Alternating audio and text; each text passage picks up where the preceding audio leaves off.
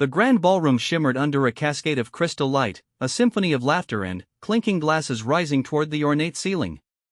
Men in crisp tuxedos and women in gowns of silk and chiffonier wove through the crowd, the air thick with the scent of perfume and celebration. It was a charity gala for a new oncology wing, one of those evenings where nobility and philanthropy danced a carefully choreographed waltz. At the heart of it all stood Catherine, resplendent in a gown of emerald green, her smile a practiced, gracious curve as she accepted thanks and compliments. Beside her, William was a pillar of quiet support, his hand a constant, reassuring presence at the small of her back. To the watching world, they were the picture of poised recovery, a royal testament to resilience. Then, a well-meaning donor, a woman with kind eyes and a pearl necklace, clasped Catherine's hands. "You look simply radiant, Your Royal Highness," she effused.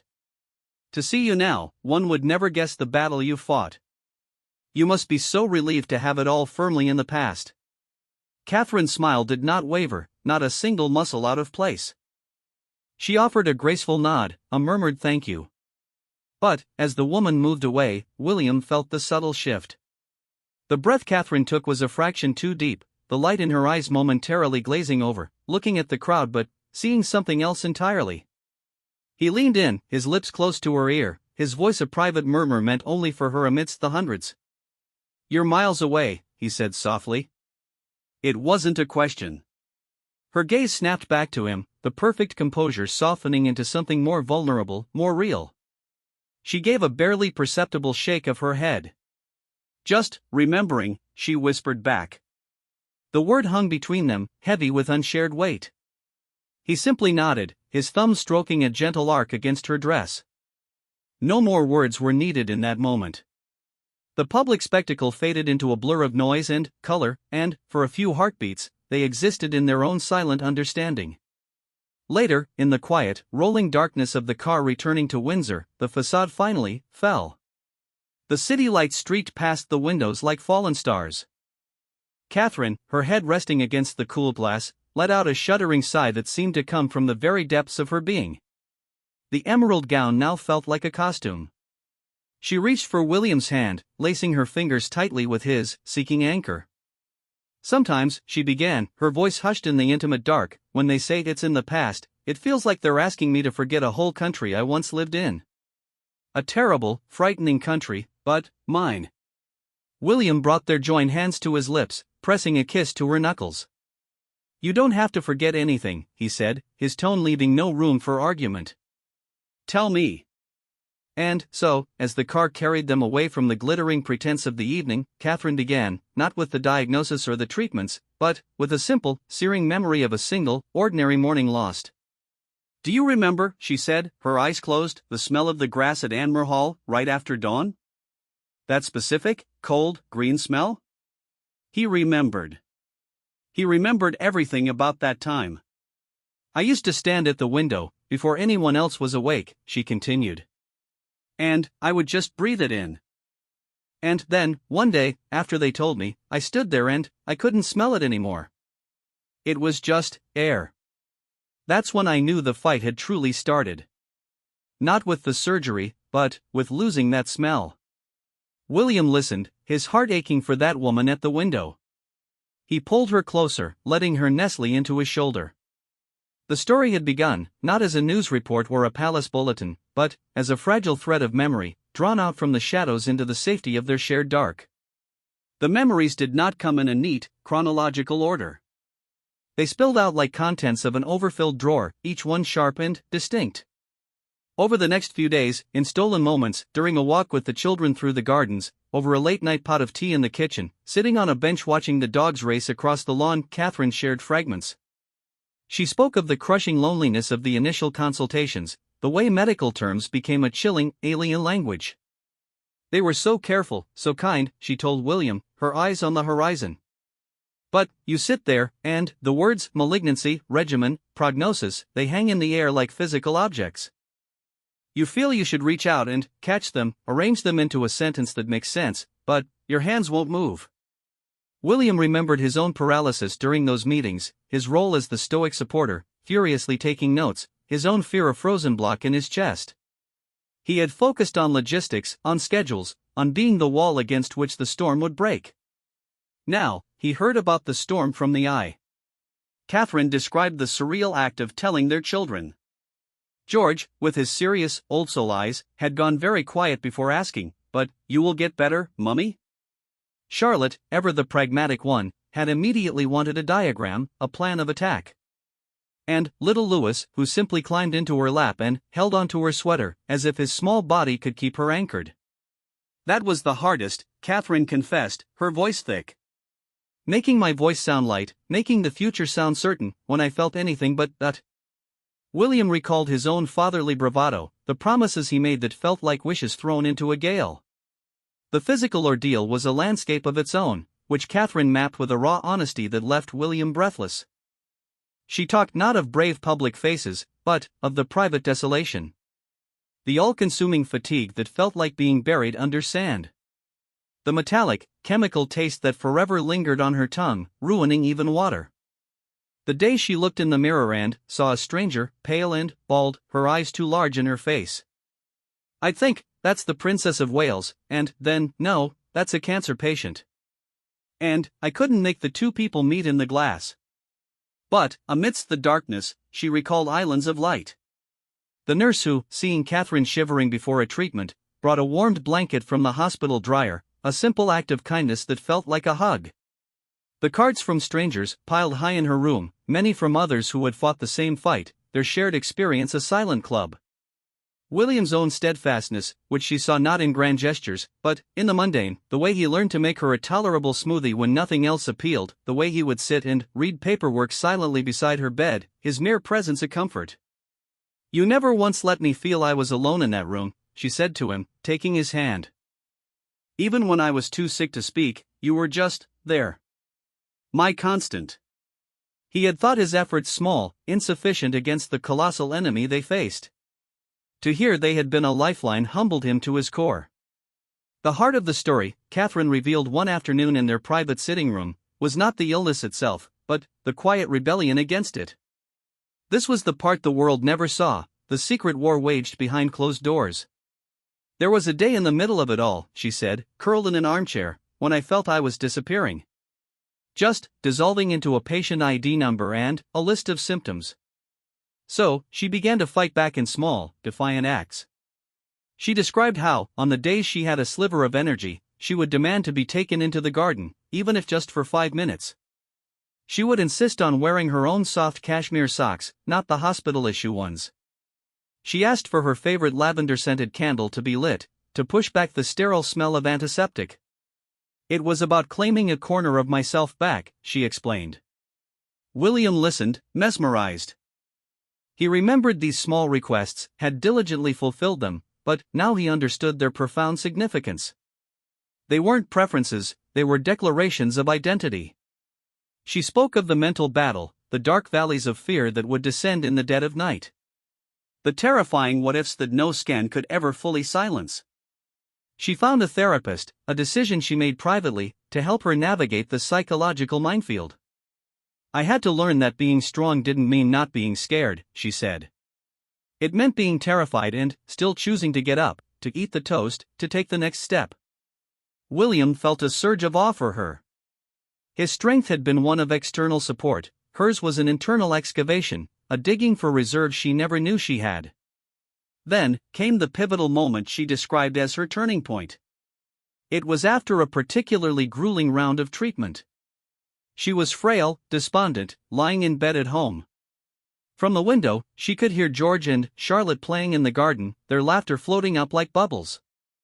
"I wanted to be down there with them so badly it was a physical pain," she whispered. "And I realized I had a choice. I could lie here and listen to them, or I could go and be with them." It took an hour to muster the strength to get dressed. A simple tracksuit felt like armor. She leaned heavily on William as they walked slowly downstairs. When she pushed open the door and stepped into the sunlight, the children's faces lit up not with pity, but with pure, unadulterated joy. "Mummy's joining us!" Louis had shouted, running to wrap his arms around her legs. She didn't play, just sat on a blanket, wrapped in a shawl. But she was there. Present. In that moment, Catherine said, her eyes bright with unshed tears, I stopped being a cancer patient visiting her family. I was just their mother, in the garden. And, I knew, bone deep, that I would do anything, endure anything, to have more afternoons like that.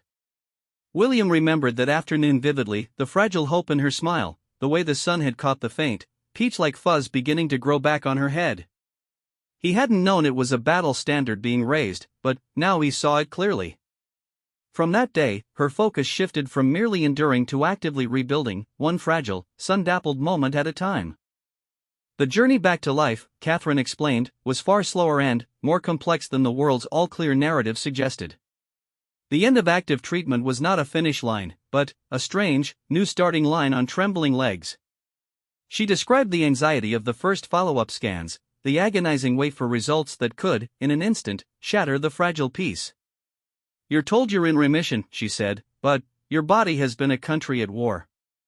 The landscape is altered. You don't trust it anymore. William nodded, recalling the palpable tension before each checkup, the way he would watch her face for any flicker of pain or worry. She talked about the physical rebuilding, the slow, often frustrating process of regaining strength. A short walk would leave her exhausted. Her sense of taste returned in bizarre, unpredictable waves. The hair growing back was a cause for bittersweet celebration. It was a sign of life, but also a constant reminder of what had been lost. I felt like a newborn in some ways, she admitted. Learning my own body all over again. There was also the psychological reckoning. The experience had left an indelible mark on her perspective. Priorities that once seemed important, certain public duties, the minor criticisms in the press, felt trivial, like distant noise. It strips you down to your absolute essentials, she said. Family. Love. Air. Light. This, she shared, was why she had thrown herself so passionately into the early childhood work. Facing mortality had crystallized what truly mattered, the foundational years of a human life, the building of resilient futures. William saw her public work in a new light. It was no longer just a duty, but a direct translation of her private trauma into public good. She spoke, too, of the survivor's guilt, a concept William had never considered. Why me, she had asked, not in a bitter way, but in a wondering one. Why did I get the chance when so many others, just as brave, just as loved, do not? This guilt, she said, was a quiet companion, one that fueled her determination to use her platform for awareness and research, to make her survival meaningful for others. The most profound shift, however, was in their own relationship. The crisis had forged a new level of intimacy, a silent language born of shared ordeal. We don't just see each other anymore, Catherine said, looking at William with a depth of feeling that stole his breath. We see the history we've carried together. I see the man who held my head when I was sick, who made the children laugh when I couldn't. You see the woman who fought her way back to us. There's no pretense left. It's all been burned away. William could only agree, wordlessly pulling her into an embrace. They had navigated not just a disease, but a transformation of their very souls, emerging on the other side scarred, but bound together by cords of steel and understanding. The sharing of these memories became its own kind of healing. As Catherine gave voice to her past fears and frailties, they seemed to lose some of their power, transforming from haunting ghosts into acknowledged chapters of her history. William, for his part, found his own memories of that time shifting. The helplessness he felt was now reframed by her gratitude for his simple presence. The shared experience, once a source of silent pain, became a wellspring of even deeper connection. One evening, weeks after the gala that had sparked this unburdening, they found themselves again in their Windsor garden, this time under a canopy of stars. The children were asleep, the palace quiet. A gentle, cool breeze rustled the leaves. They walked slowly, side by side, her hand tucked securely in the crook of his arm. There was no need to speak of cancer now. The conversation had moved through the valley and emerged onto higher ground. They talked instead of the children's latest antics, of a trip they might take, of the gardens and what to plant next spring, ordinary, beautiful, future-focused things. But the journey was present in the ease between them, in the way his arm tightened around her, in the way she leaned her head against his shoulder. They paused by an old, sprawling oak tree, its branches a testament to weathering many storms. Catherine looked up at the stars, then, at William, her face illuminated by the soft light from a distant window. "You know," she said, her voice clear and calm, "I don't think I'd change it." He looked at her, surprised. "The cancer?" "No," she said quickly. "Never that. But, the person it forced me to become. The clarity it gave us. I miss the innocence, of course.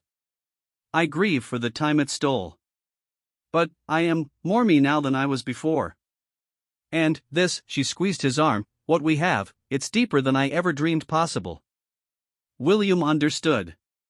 The trial had been a cruel and unwanted fire, but, in its aftermath, they had been forged into something stronger, more authentic, and more profoundly connected. He cupped her face in his hands, his thumbs brushing her cheeks. "I am so proud of you," he said, the words heartfelt and simple. "Not just for surviving. For how you chose to live through it, and how you're choosing to live now." A single tear traced a path down her cheek, but her smile was radiant, unfiltered, and full of peace. He kissed her then, not as a prince consoling a princess, but as a man cherishing the remarkable, resilient woman he called his wife. It was a kiss that held memory of fear, of pain, of steadfast support, but also a promise for all the ordinary, precious mornings yet to come. The story of the fight was not a closed book on a shelf. It was a living, breathing part of them, a lens through which they saw the world with sharper, more grateful eyes. And, as they turned to walk back to the lit warmth of their home, their silhouettes merged under the ancient trees, a quiet testament to a love that had stared into the abyss and, hand in hand, had walked back into the light.